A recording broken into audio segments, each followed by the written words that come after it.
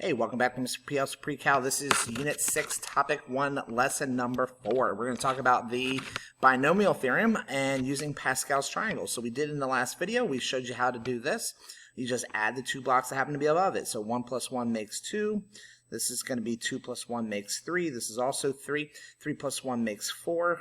This is 6. This is also 4. Okay, so remember we talked about how this is row 1, this is row 2, 3, and 4. So that's what number, this is the line you use, and this will be 0, depending on what the degree of the function is. So since this is 4th degree, we're going to use this line of 1, 4, 6, 4, 1.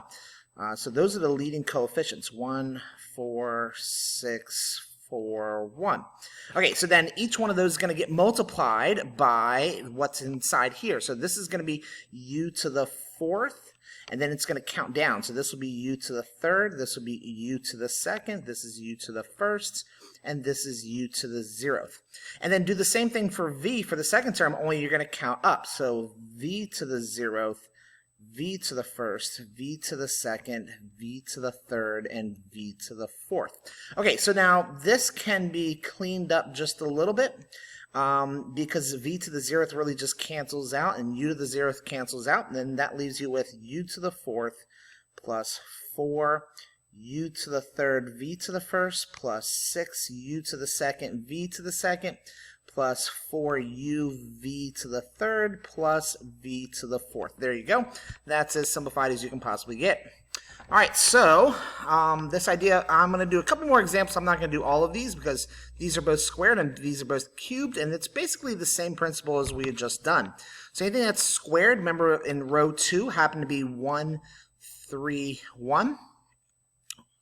1, 2, 1. And anything to the 3rd power is going to be 1, 3, 3, 1, which going back, double check, so 1, 3, 3, 1. All right, so 1, 2, and 1. So I'm doing this just like I just did the last one. This is going to be a little bit trickier, though, because you have leading coefficients on the terms on the inside. So this is going to be 3s to the 2nd, and I'm not going to put the 2t to the 0th because we know that that's just going to wipe out anyway. This is going to be 3s to the 1st, but it's also going to be the second term, which is 2t. So this is counting down, and this one's going up. So 0, this becomes 1. Plus, and 3s is going to be 0, so that I don't need that, but this is going to be 2t to the 2nd. All right, so the 3s goes 2, 1, 0, and the 2t goes 0, 1, 2. All right, so now clean this up a bit. So squaring this would be 9s, and 9 times 1 is 9. So 9s plus, this is first power, so 2 times 3 is 6. 6 times 2 is 12 st. And then the last one, 2 squared is 4. 4 times 1 is still 4, and still t squared. Oh, I forgot the s squared, so square the s right there. And there you go. I'm going to do one of the cubed ones now, so let me change colors just to make it stand out. So 1, 3, 3, 1 are the coefficients. And now, so this is going to be b cubed, this is b squared, b to the 1st, and no b's. And then no c's, c to the 1st, c to the 2nd, c to the 3rd. All right, this one's going to be fairly easy. Oh, it's negative c, sorry. Negative c, negative c, negative c. Got to be careful with that. So this is just b to the 3rd.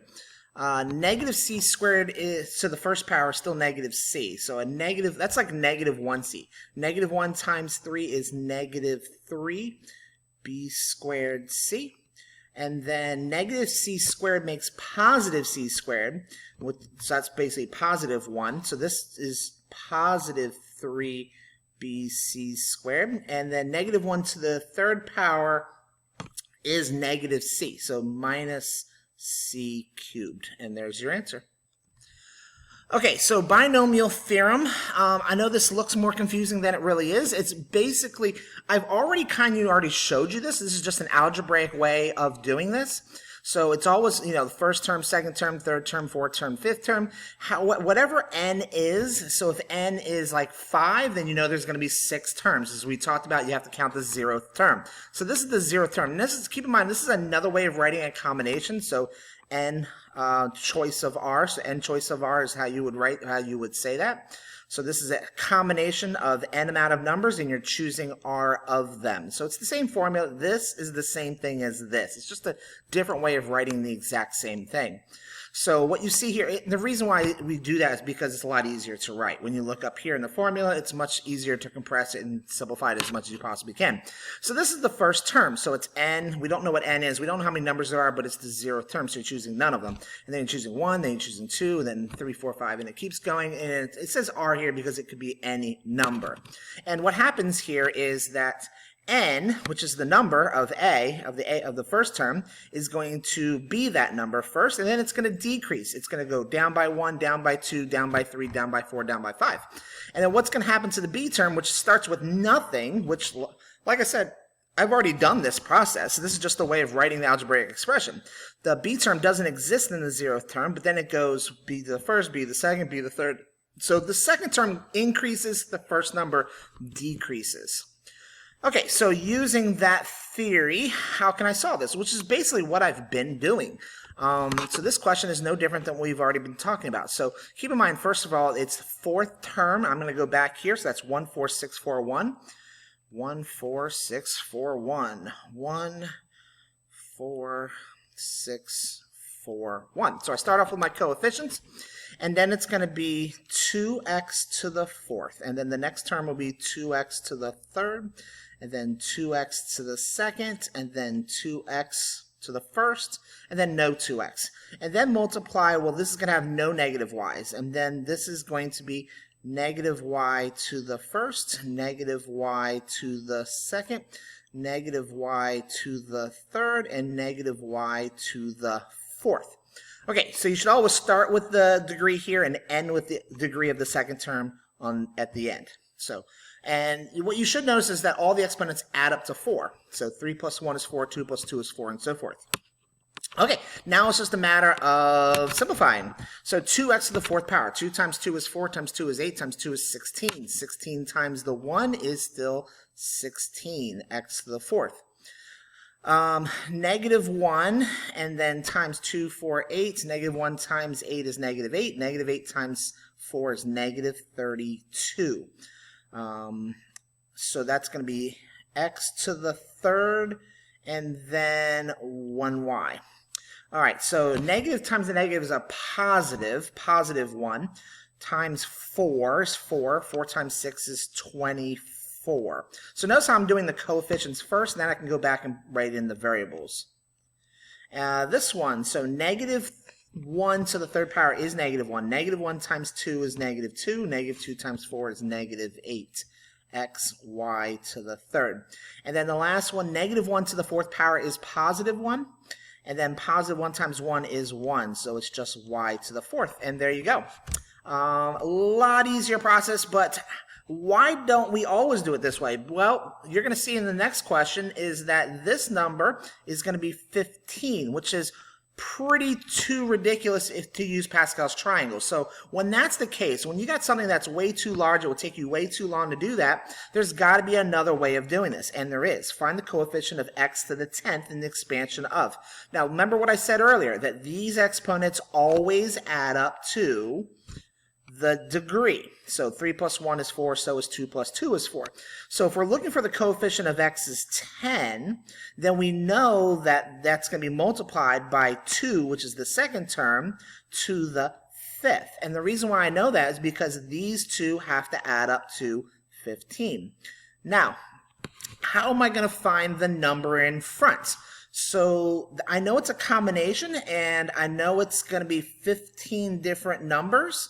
And 15 minus 10 is 5. Now, I didn't need to do all that with the Pascal's triangle. I can figure out what the coefficient was in front by doing this combination. It's always going to be a combination of that many choices, which is whatever the degree is, and then you subtract degree minus your first term's exponent, and that's going to give you how many choices. That's basically like what number it is in that order.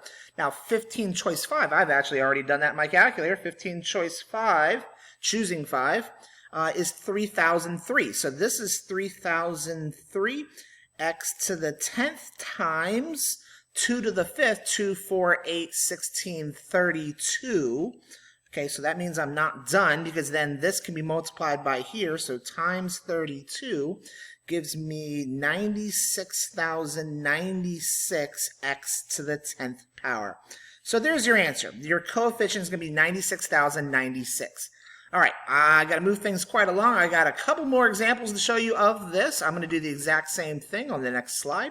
The first two are fairly easy because they're just letters. There's no numbers involved, so I don't have to take that into account when I'm doing the coefficient. So we're trying to find what is the coefficient of x to the 11th, y to the 3rd. That's one of the 15 terms. Remember, if this is 14, there's going to be 15 terms all the way across. Now, how do I find that first number? Well, to do the exact same thing. It's going to be a combination of 14 choices. 14 minus 11 is 3. So 14, choose 3. 14, math, go to probability, combination of 3. All right, so 14, choose 3 is 364. And then it's going to be x to the 11th, y to the 3rd. That's easy because that's what was already given to us, and there's no numbers here, so I don't have to take that into account. So the answer is 364 because that's literally what 14 choose 3 is. All right, so the next one, I'm going to change colors here. So this is going to be a combination of 13 choices, choose.